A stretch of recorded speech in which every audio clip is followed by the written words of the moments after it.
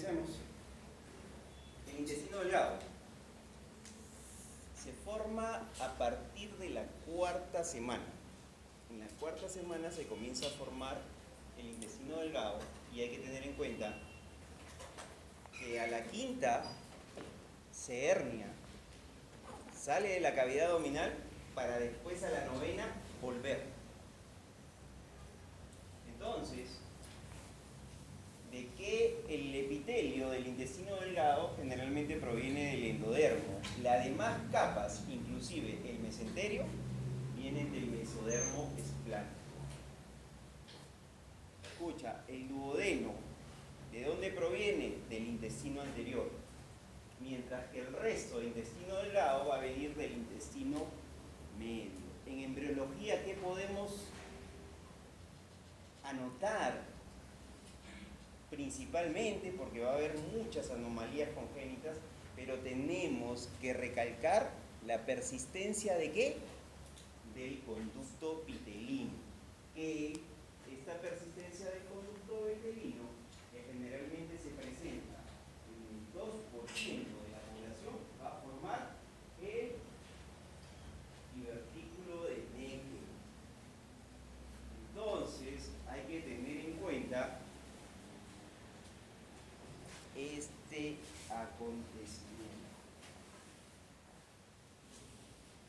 Luego, el intestino delgado mide entre 260, 270, 3 metros, pero hay que tener en cuenta qué parte del intestino delgado es la más larga. El ilio.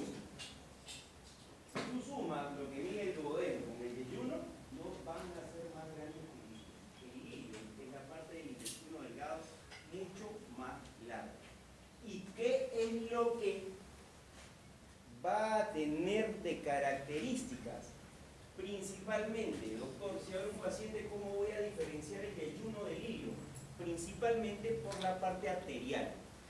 Nosotros vamos a ver que en el yeyuno los vasos rectos van a ser mucho más largos y van a haber menos asas, mientras que en el ilio se va a presentar muchas asas y los vasos rectos van a ser mucho más cortos. Esa es una diferencia principal para poder diferenciar lo que es yeyuno de ilio. ¿Dónde inicia en el ligamento de Treis y termina ¿dónde? En la válvula iliocecal. Vamos a notar que hay válvulas conniventes. ¿Qué son eso? Son cosas transversas que más que todo son un arremandamiento de la mucosa, que lo van a considerar como válvulas conniventes. ¿Quién va a irrigar a este intestino delgado? Principalmente la arteria mesentérica inferior. Aquella arteria mesentérica superior que van a ser directamente de la arteria aorta y que va a pasar por la cara anterior de la tercera porción de duodeno. Escucha, aquí viene uno de los problemas. Esta arteria, por la cara anterior de la tercera porción de duodeno, en pacientes que tienen calcificación o retracción de eso, puede producir un pinzamiento y una obstrucción intestinal por eso. ¿Ok? Que va a traer todas las características de una obstrucción intestinal alta, vómitos explosivos. No va a haber una distensión abdominal en ese caso. Escucha, el drenaje, vena mesentérica superior. Entonces, si recordamos, vena esplénica, la vena mesentérica inferior se une a la vena esplénica y unida a la vena mesentérica superior, que van a formar la vena que va a desembocar en ¿dónde? El hígado. ¿Cuál es la inervación? Inervación parasimpática del vago y la simpática de los nervios espláncnicos. El drenaje linfático, quiero que escuches, principalmente, ¿a qué se debe el drenaje linfático? Ahí es el transporte de los lípidos.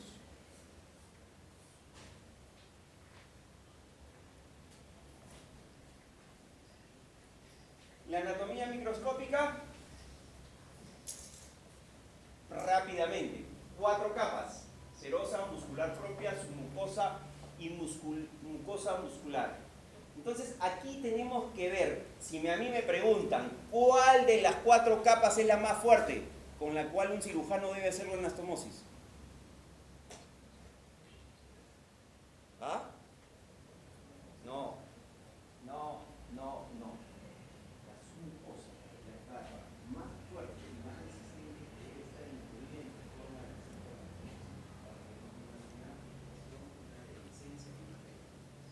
Entonces, escucha. 4 capas, serosa, muscular, submucosa. Aquí tienes que entender que en la capa serosa, un epitelio simple. En la muscular, tienes que recordar siempre el cile, circular interna y longitudinal externa. Son 2 capas. Y entre estas capas, ¿qué vas a encontrar? El peso, el plexo de agua de Valle. Mientras tanto, vamos a entrar a la submucosa, donde vamos a tener bastante tejido de colágeno y vamos a encontrar otro plexo. ¿Cómo se llama ese plexo? El Meissner. En la capa mucosa, en el epitelio, donde habíamos dicho que era, ¿de dónde provenía? ¿Del mesodermo o del endodermo? Del endodermo, ¿no es cierto? Entonces, ahí vamos a encontrar, el 90% van a ser enterocitos absorbativos, células caliciformes, células de Panel, etcétera, etcétera, etcétera. Continuemos rápidamente esta parte. El tracto gastrointestinal. Entonces, ¿para qué nos sirve el intestino? ¿Para llenarlo de qué? De un montón de alimentos que no nos sirven, ¿no es cierto? ¿O no? No, el intestino delgado, pues, ahí se va a producir todo lo que es la digestión. Van a llegar un montón de nutrientes y por procesos mecánicos y químicos se van a transformar en pequeñas moléculas para ser absorbidas y ser aprovechadas por nuestro organismo. El intestino delgado, como les había dicho, 3, duodeno hasta la válvula ileocecal.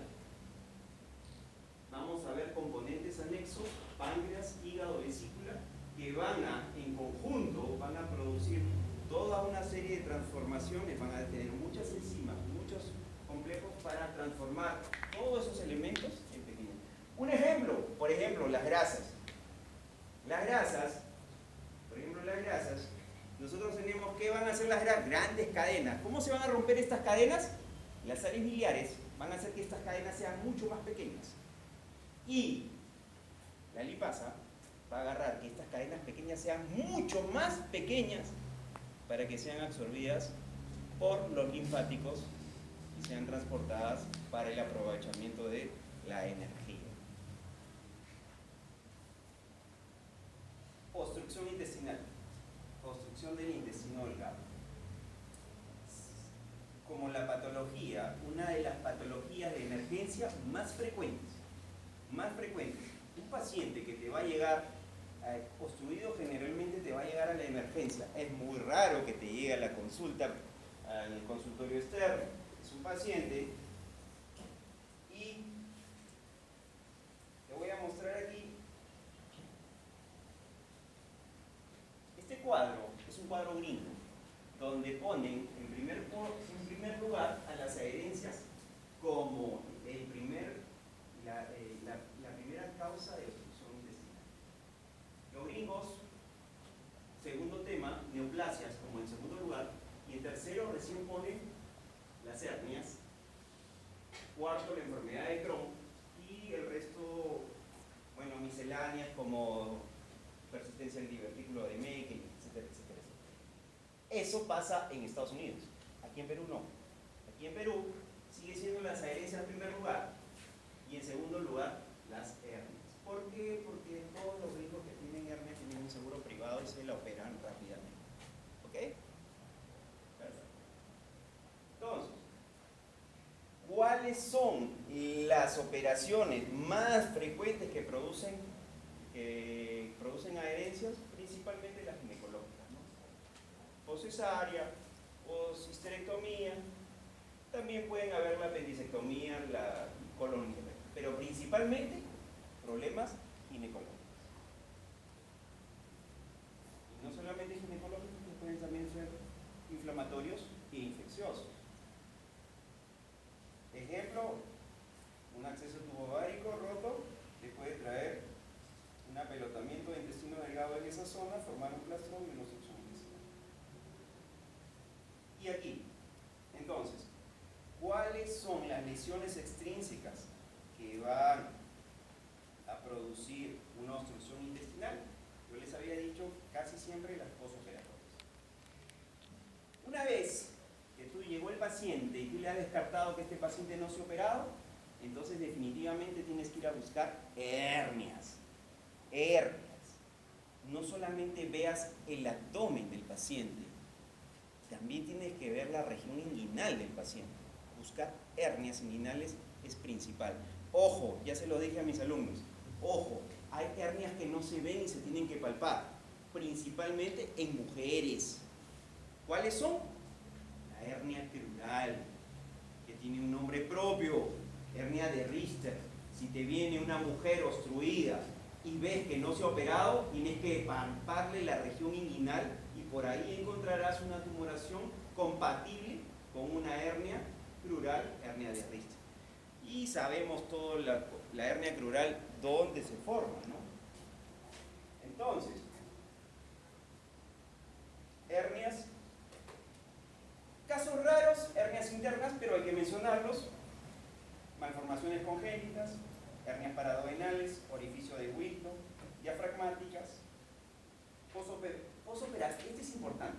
Esto también, posoperatorias secundarias a defectos mesentéricos. Paciente operado de cáncer de colon izquierdo, que se le ha hecho una hemicorectomía izquierda ampliada y le has hecho una anastomosis transverso recto. Cuando hacemos la resección tenemos que sacar más de 20 ganglios del mesenterio. Se extrae ese mesenterio, se va a quedar una brecha. Esta brecha de mesenterio tienes que cerrarla porque el intestino delgado se mete dentro de esto y te va a producir una obstrucción intestinal. Entonces, en un paciente posoperado, tienes que siempre, y que viene por obstrucción intestinal, no solamente pienses en hernias, también puede pasar una hernia interna, un intestino que se ha metido por este lugar que lo ha formado el propio cirujano. Una tercera podría ser la estenosis de la zona de sutura. Luego tenemos las neoplasias, las carcinomatosis y neoplasias algunas extraintestinales y accesos intraabdominales. Escucha, en accesos intraabdominales, una apendicitis, una diverticulitis, un acceso tubovárico pueden formar acúmulo de una infección donde todo el intestino se va a plastronar y el plastrón te puede producir una obstrucción intestinal. Ojo, aquí sí quiero que despiertes. Mira, hay obstrucciones de varios tipos. Una es en asa abierta y la otra es en asa cerrada. ¿Qué significa eso, asa abierta o asa cerrada? Asa abierta es en el cual va a haber una obstrucción intestinal y el segmento proximal del intestino se va a distender, se va a llenar de líquido, de gas, de lo que sea, y el el abdomen se va a distender y el paciente va a comenzar a vomitar y a todos los problemas que generalmente da una obstrucción intestinal. Ojo, pero ¿y una asa cerrada, doctor? En asa cerrada significa que el asa intestinal se ha metido dentro de la hernia. Una vez metido dentro de la hernia se ha producido la obstrucción. Ojo, pero aquí no solamente importa lo que es obstrucción, sino va a importar lo que esta hernia le va a producir a esa intestinal, que le va a producir problema isquémico. La sangre no va a llegar bien a esa asa y rápidamente se va a necrosar. Entonces, una obstrucción por una hernia inguinal o crural tiene que ser de manejo rápido porque puede haber sufrimiento intestinal y a eso se llama necrosis y perforación. Eso se llama estrangulamiento.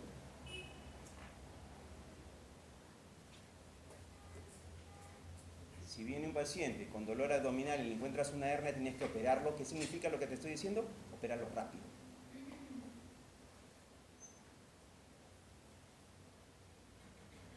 ¿Cuáles son las lesiones intrínsecas de la pared abdominal? Congénitas, malrotaciones, duplicaciones, quistes inflamatorias.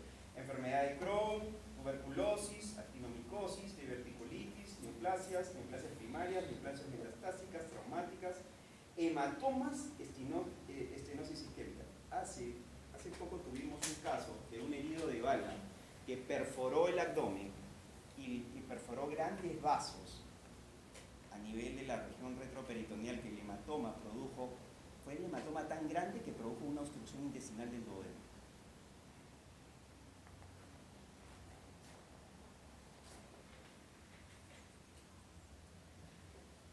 Otras causas, invaginación.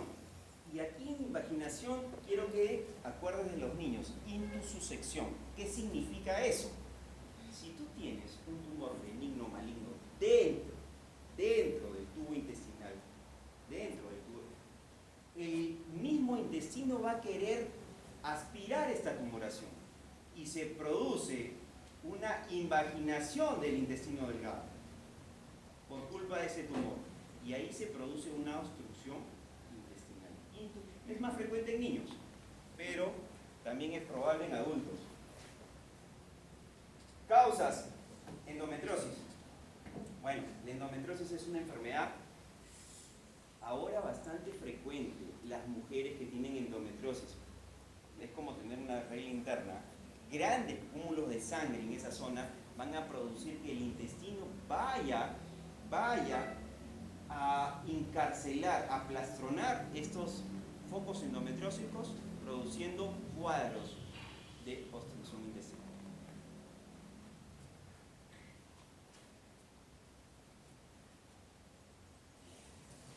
Estenosis por radioterapia, pacientes irradiados, próstata, ginecológicas, cálculos biliares. El paso, la formación de una fístula entre la vesícula y el duodeno produce el paso del cálculo, y este cálculo viaja a través de todo el intestino y se obstruye a nivel de la válvula ileocecal. Entonces, un cálculo biliar puede producir una obstrucción intestinal. Un enterolito, ¿qué es eso? Es lo mismo que un cálculo, pero no se ha formado en la vesícula, sino se ha formado en el intestino. Gente que come cuerpos extraños, besoars, etc.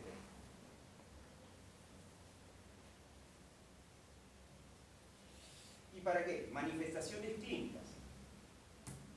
En la anamnesis, dolor abdominal tipo cólico, náuseas y vómitos, distensión abdominal y estreñimiento.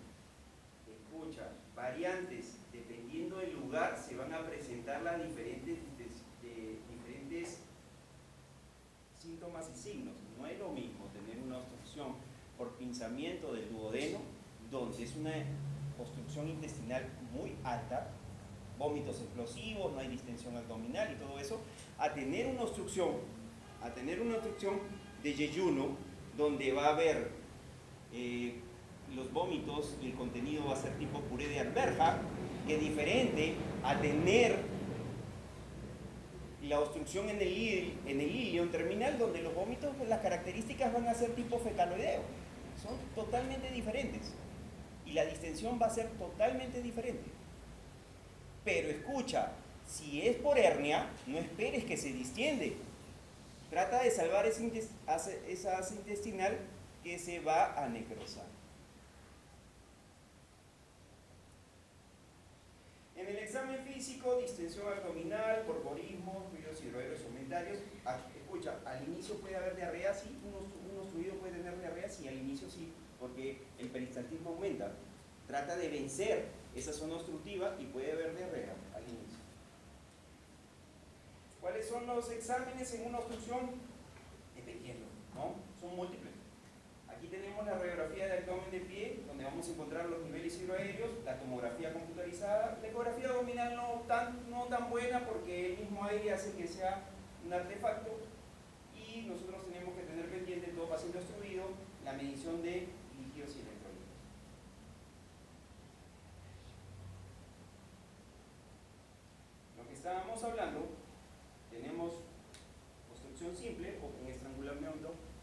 aquí es importante hernias. Hernia crural, llamada hernia de Richter. ¿Por qué? Porque el segmento antimesentérico se ha metido dentro de esta cavidad. Hernia de Richter.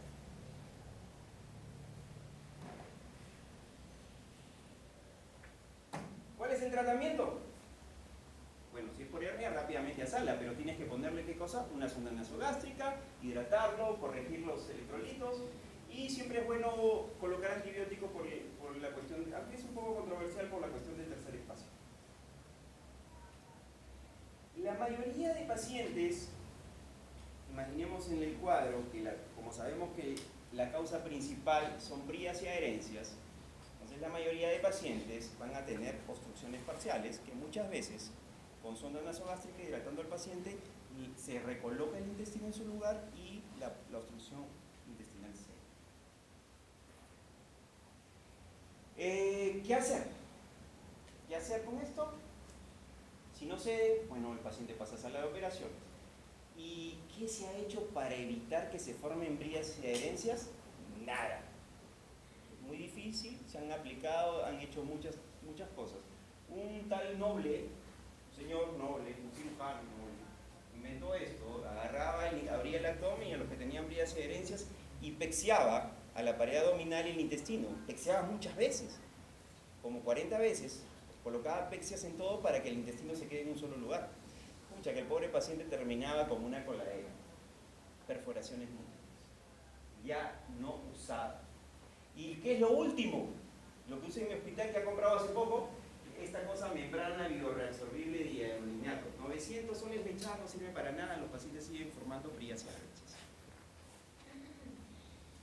No sé quién son.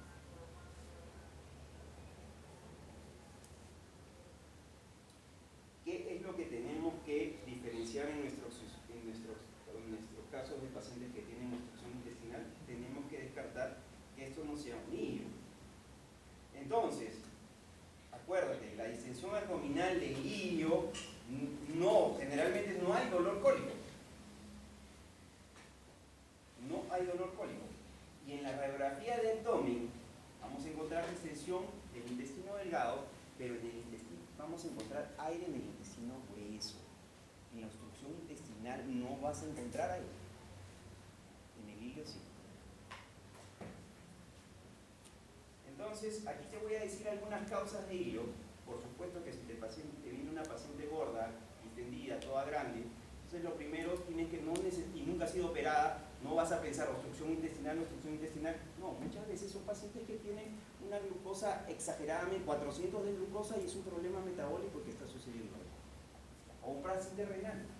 Entonces, hay que descartar alteraciones metabólicas, endocrinológicas, hipopotasemia, hiponatremia, hipomagnesemia, uremia, coma diabético, etc. Pacientes, escucha, pacientes que toman fármaco, aquel viejito, ese viejito que ya está con Alzheimer, o nuestro abuelito, que toma una polifarmacia, que toma antidepresivos, que toma para la presión, esos pacientes van a formar hilio. Y estos pacientes van a formar una condición de hilio que le va a llevar a una patología llamada síndrome de Ogilvie.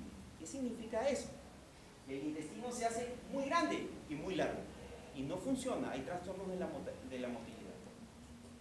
Síndrome de Ogilvie. Entonces, muchas causas que van a producir hilio y que tú tienes que descartar y que tienes que tenerlas en cuenta, porque es la única manera de que no operes a un paciente con hilio.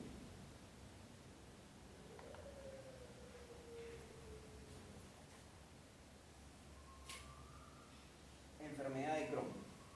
Esto no hay acá. Hay en Estados Unidos, hay en Alemania, hay en los países escandinavos. Es una patología bastante propia de ellos. Pero escucha, si te viene un paciente con dolor abdominal y diarrea una vez, bueno, sí, le cayó mal la comida. Bueno, a la siguiente semana viene con lo mismo. Al mes me dice, doctor, ya no son una diarrea, ya son 3, 4 diarreas y dolor abdominal. Y es gringo. Sospechen enfermedad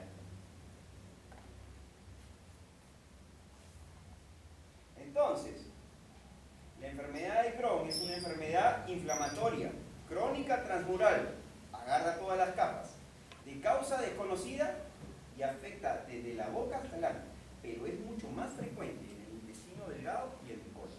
Lo menciono por eso.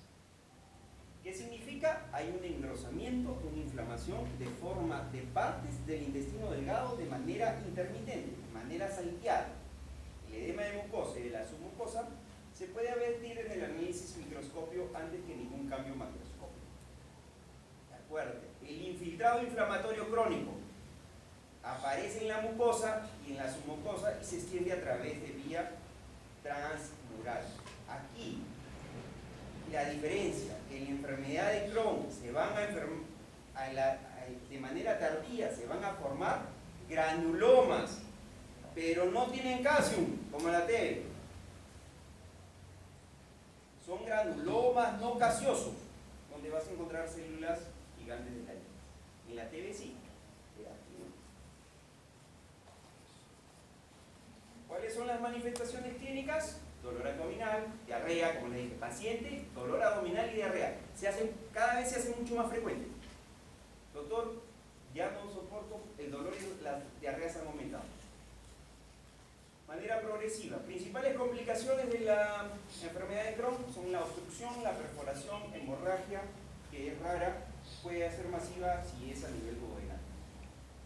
¿Qué es el problema de una enfermedad de Crohn? Que tiene predisposición al cáncer. Debe sospecharse, todo paciente que tú creas que tiene enfermedad de Crohn, tienes que hacer una revisión anal porque muy probablemente este paciente tenga fístulas anales. ¿En qué se diferencia una fístula común de una fístula anal de una enfermedad de Crohn? En que en enfermedad de Crohn son múltiples. Tienen 5 o 6 huecos. Usted ha visto a un paciente con enfermedad, acá en Perú no, pero en Alemania sí, y están echados. Son pacientes que están reoperados múltiples veces.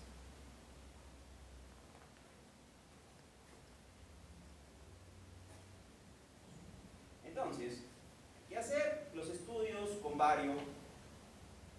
¿Qué otra cosa más? Vas a encontrar ahí los trayectos fistulosos múltiples. También vas a encontrar zonas estenosadas del ilio. Y vas a encontrar, imagínate un intestino delgado correcto y aquí estenosado, normal, y a eso se le llama signo del cordón de Cantor. ¿De acuerdo? El signo del cordón de Cantor. Entonces, como no tiene causa la enfermedad de Crohn, tenemos que hacer un diagnóstico diferencial y descartar todas para recién quedarnos con enfermedad de Crohn.